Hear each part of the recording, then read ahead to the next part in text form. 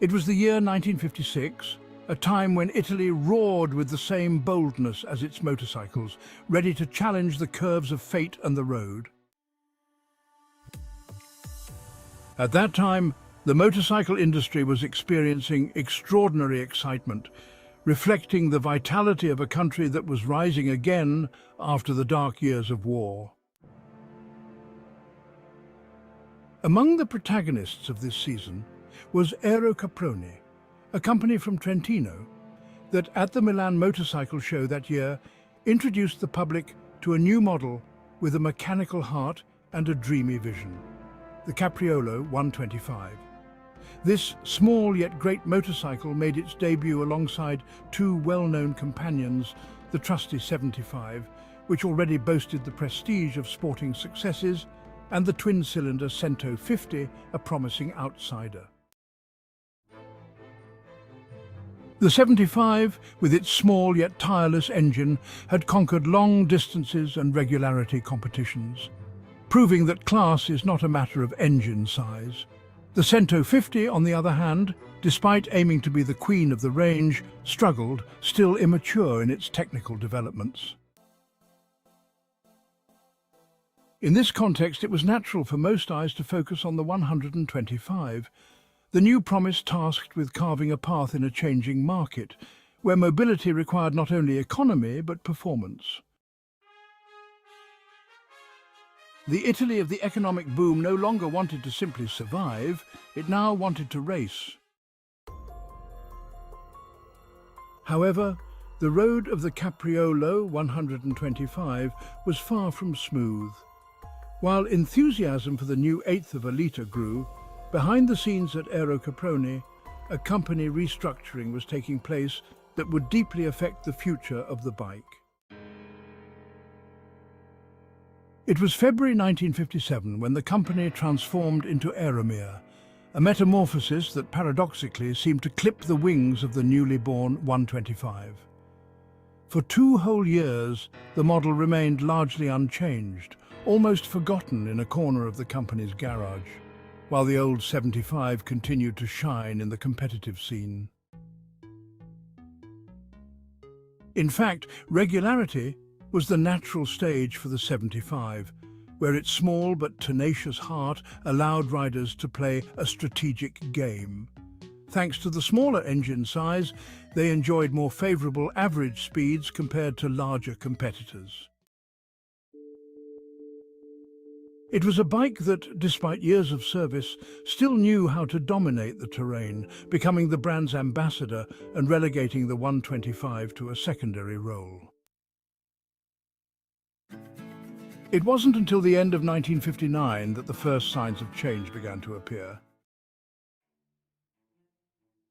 A second version of the 125 was finally added to the range, and the bike began to inherit some of the technical and aesthetic innovations already introduced on the veteran 75.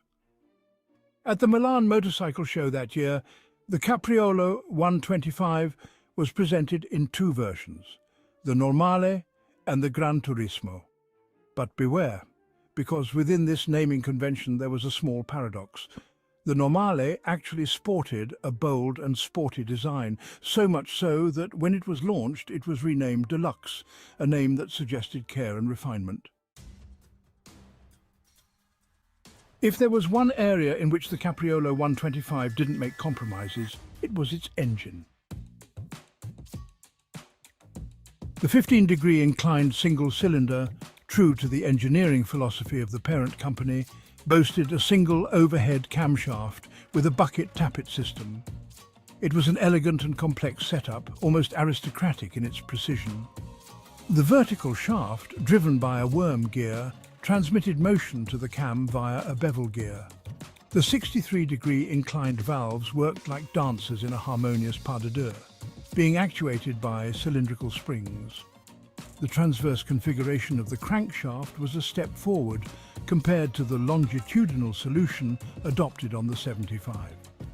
with a displacement of 123.48 cubic centimeters achieved through a bore and stroke of 55 by 52 millimeters. The engine delivered a maximum power of 7.5 horsepower at 6,500 RPM, allowing the bike to reach nearly 100 kilometers per hour top speed. It was a robust and reliable heart, fed by a Dell Auto MA-18B carburetor, with flywheel magneto ignition and lubrication provided by a gear pump. The primary transmission, featuring helical gears with a shock absorber and an oil bath clutch, also spoke of refined mechanics designed for durability. But it wasn't just the engine that made the Capriolo 125 a unique motorcycle. The monocoque frame, made of stamped sheet metal, a trademark of AeroCaproni, represented a revolution in design and functionality. The central structure integrated the rear fender and the storage compartment, creating a harmonious and functional line. The suspension, with a telehydraulic fork at the front and a swinging arm at the rear, ensured stable and comfortable handling, while the 18-inch wheels and central drum brakes completed the impeccable technical picture. The two versions of the 125 differed in style and functionality details.